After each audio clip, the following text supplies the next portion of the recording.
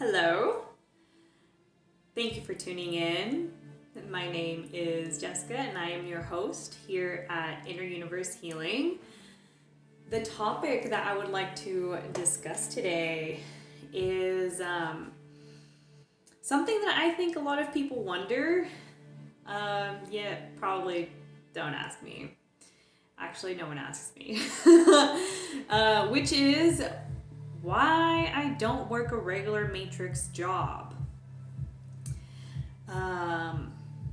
Some of you may know me and may have pieced together some puzzle pieces to assume that I definitely don't work a 9-to-5 grind or basically anything to that nature, and maybe you wondered why.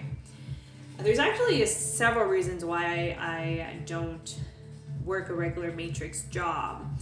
However, let's just start with the most fundamental reason that I think has influenced why I don't, and I would even say I can't work a regular matrix job. And to understand that, we have to go way back into childhood. And something about myself is that I've been isolated for the majority of my life. As a kid, I was never really allowed to have any friends. I began ditching school in kindergarten. I was not the most social kid, and it wasn't that I didn't want to be social, it's that I didn't know how. My parents split up at a very early age, and I lived with my dad for the majority of my upbringing. And to put it nicely, he didn't really show me a lot of things that kids need, in order to survive out there in the world, socially, and so much and so forth that we can discuss at a later podcast episode. But just to keep it at the isolation level, I wasn't really allowed to have any friends.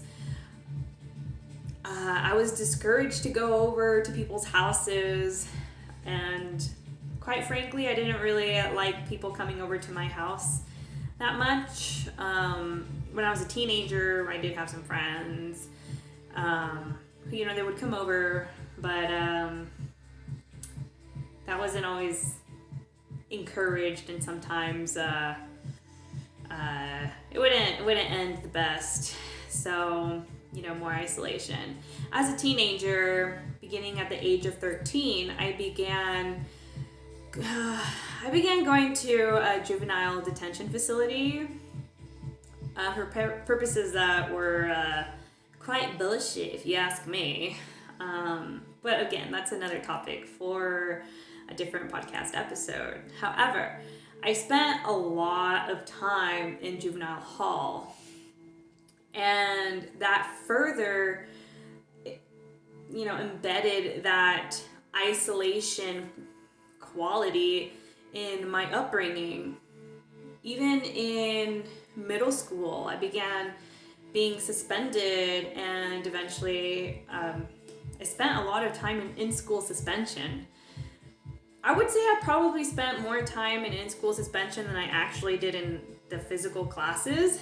So again, more isolation, more you cannot talk to people. And honestly, some teachers didn't really care about their in-school suspension students. They didn't really send that much work down there. So a lot of twiddling my thumbs and a lot of isolation. But I actually kind of became a little comfortable with this as I got older because of that social inexperience. It brought about feelings of anxiety when I was around some people, and Other peers were not always the nicest towards me anyway. So, furthering more of that isolation energy to my upbringing. As I grew older, I got into some trouble, and experienced a lot of hurt and pain from other people and traumas and things of that nature that I eventually chose to isolate myself just to protect myself from other people. I thought that others just wanted and liked hurting one another. I thought that was kind of like the norm, and after a while I didn't want that for myself anymore. So in many ways I isolated myself from my social peers, which weren't really the greatest peers to surround yourself with, but for whatever reason that's where I kind of fit in, and even then I didn't really fit in. Fast forwarding, my partner essentially saved me from my environment, and we got together and moved in together and whatnot.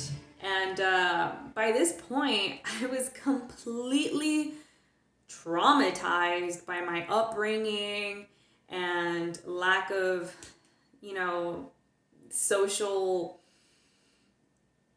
exploration and social intelligence, that quite frankly I couldn't really function out in the world that much without having a mental breakdown or an anxiety or panic attack. It was actually very difficult for me, and even though I was able to work at jobs, I wasn't able to work at them for that long. And it wasn't that I didn't like working, I did. Although I was such a good worker that a lot of the time they wanted to add more hours. And at the time, my belief system was that, you just grind. However, a lot of my mental capacities were not able to support that grind that so many people do. And so very early on in my 20s, I dedicated my life towards healing.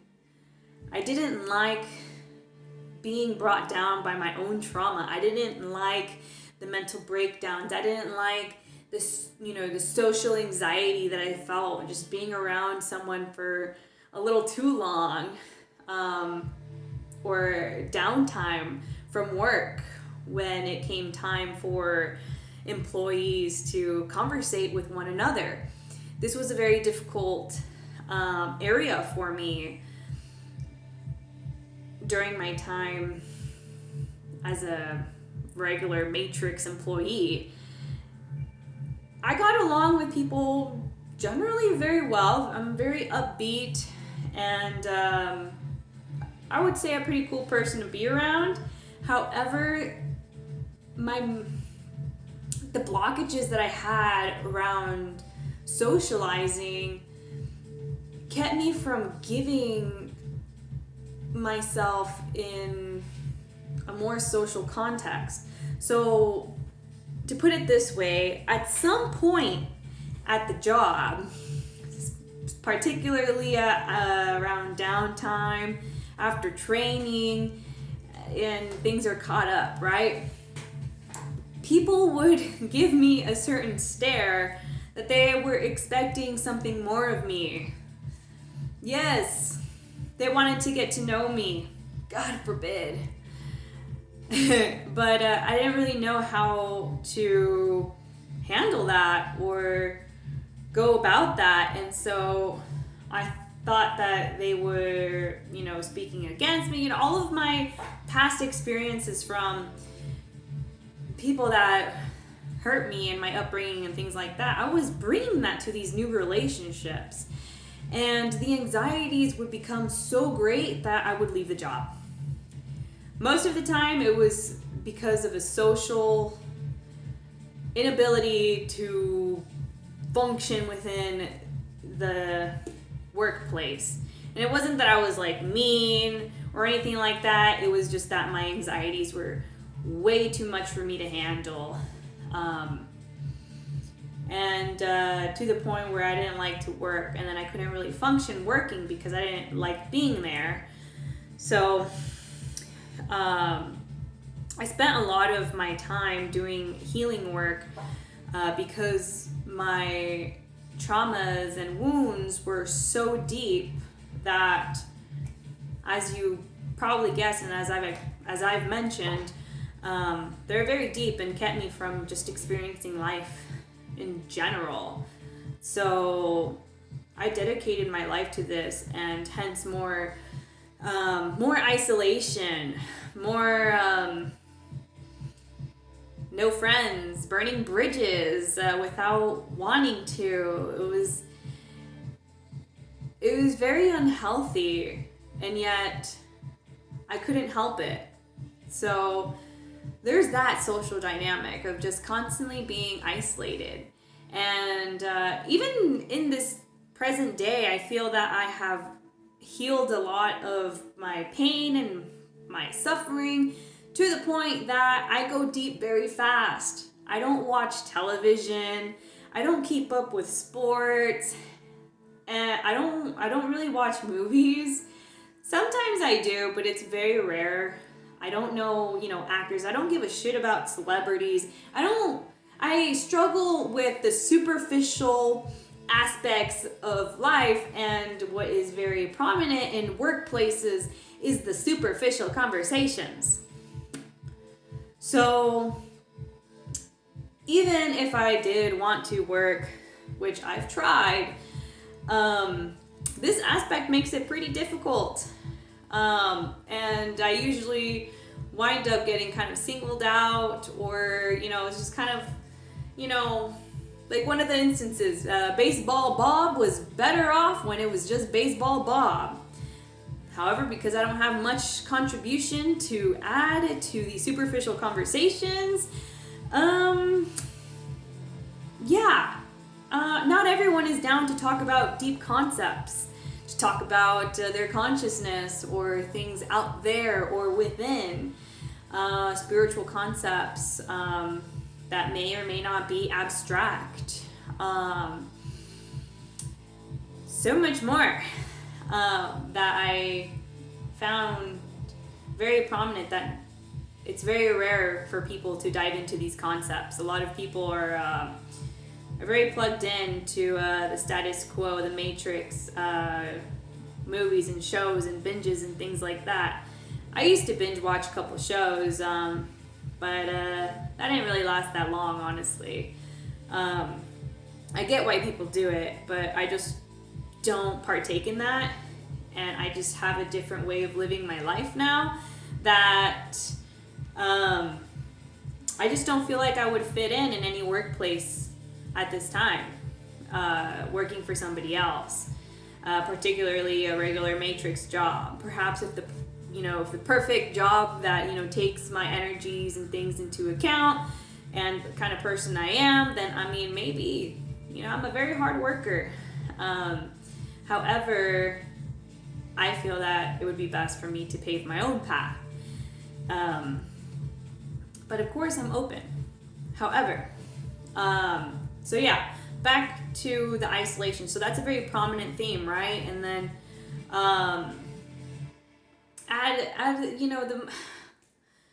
the topic that is the most prominent in our day and age at this time is COVID. So, I just don't like wearing masks.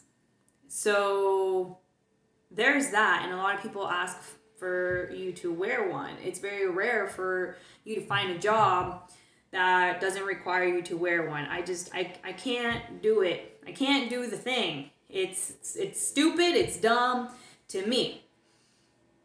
Whatever someone else believes about it, hey, that's your thing. You're allowed to believe whatever the fuck you want. That's the awesome thing about life. You get to choose whatever you want to experience and do for yourself. However, for me, I don't like it. and I think a lot of things are around the topic are BS, and I can't do it. I can't bullshit my way through life.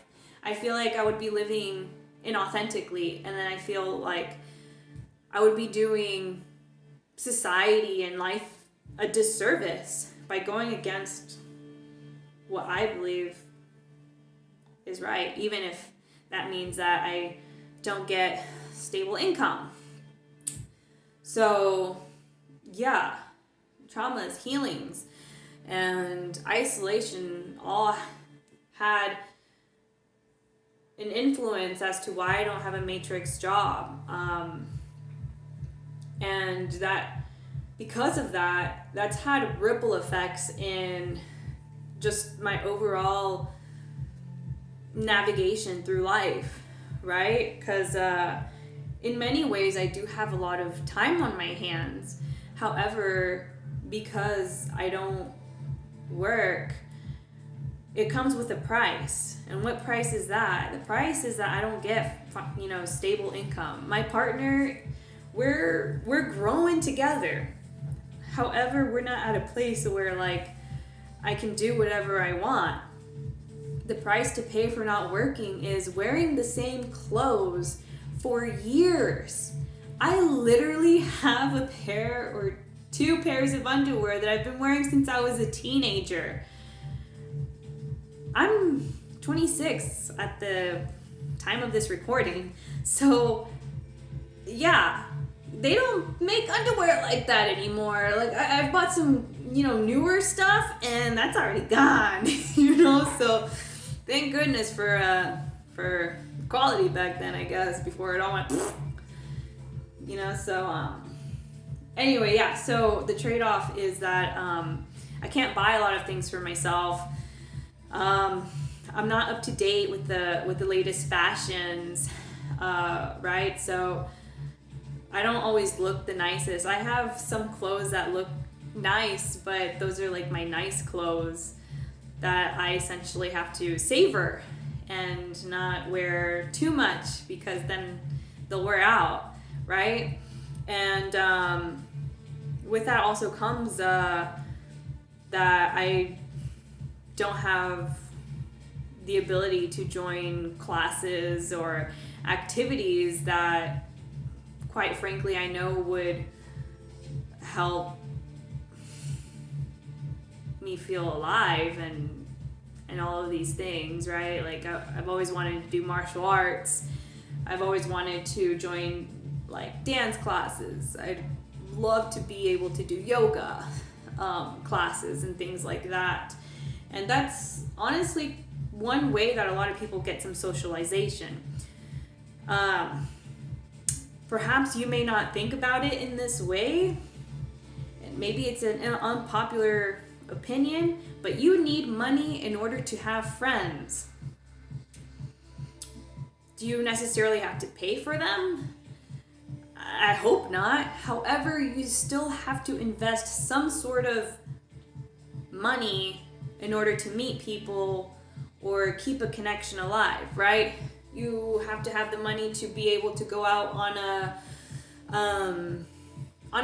coffee date. Not that you're dating, but like going out for coffee or tea, some type of drink, food, lunch, right? Concerts. I love music. If you've known me long enough, I listen to music, all types of it. I love it. It's in my blood. My heart beats for the beats. However, I don't go to events and such because they cost money, and with my partner essentially providing for 2 people, that racks up very fast. And we are the type of people that care a lot about our physical health. So a lot of our money goes to food and supplements in order to keep us well and healthy, and doesn't leave much room to spend on other extracurricular activities. So again, in a sense, more isolation in my life. I appear more friendly and I very much am. I go to public, I will talk to you if you're open and willing. So am I. I'm a social butterfly at this point in my life. I love it. I love people, believe it or not, given my history, my past. I love people. I like talking to them. I like interacting with them. However, due to my finances, not working a regular matrix job, I do sacrifice a lot of that socialization, right, of not being able to meet people except through the online platform, which honestly I have quickly found out that it is just not the same it used to be. It used to be a great place to connect with people, strangers that can become great friends, and it's just quite limiting in this day and age, and it's inherently flawed. So I'm a little sad about that, but I keep a lot of optimism that whatever connections that I do feel, perhaps one day, when the abundance just overflows and I can attend an event or a concert or a class, that it'll just be on the up and up from there. However, I do recognize where I am in life, what my beliefs are, and the fact that I'm not willing to put up with a lot of shit. I'm just not. That it's taught me to be ever present in my reality. So again, with the trade-offs, right? I trade not working for like a limiting life, if you will. From the outsider's perspective, I live a very limiting life if you continue looking at it, right? So I've had to learn patience and a lot of it, right? I can't just start my car and go on a road trip whenever I feel like it. It's not my gas to spend. Yes, I have my own vehicle, but I can't just do that. It's someone else's gas. It's my partner's, because he supports me. Basically anything that I want, I have to wait, and that requires a lot of patience, and which I don't feel like it's anyone's fault. I recognize how my life has unfolded, as confusing as it has seemed throughout the years. I recognize it for what it's taught me and brought me, and I feel so much gratitude for my partner that has sacrificed himself for me and us, and being able to support both of us, and being able to go out there and do the thing, even though he too is very different from other people. However, he did grow up in Southern California. He grew up in the container. He grew up within the matrix, so he has some experience being able to navigate those realms, and is a great conversator. Anyone that meets him loves him. At least that's what I see, and maybe that's what I want to see. He's an inspiration to me. However, so I'm deeply grateful for his presence in my life, and I'm deeply, deeply grateful that he is so willing to show up and support two people, soon going to be three, and he's the best person I know. So I don't want to get off topic here. Let's see, did I cover everything about not working? Yeah, I would say overall I have. So if you're out there and you probably had some misconceptions about how I live my life, just know that you're probably able to do a lot more things than I am. And even though I have a little bit more time on my hands than you do, I choose to spend it wisely. Try to learn as much as I can. Not dick around too much, which I did a lot of in my early 20s, even leading up to my mid 20s. Now, entering into the later half of my 20s, I've learned to be a little more serious and about my rituals, my routines. I don't necessarily do rituals like in the witchy sense, more of like, journaling, making sure I take my supplements, things like that. But anyway, so yeah, I have some more time and I could go out to nature. However, given that I'm pregnant, sometimes I'm a little too tired. Sometimes the nausea keeps me from that. So I've had to learn how to navigate and use the resources that I have. And it's led me to being more crafty, more resourceful.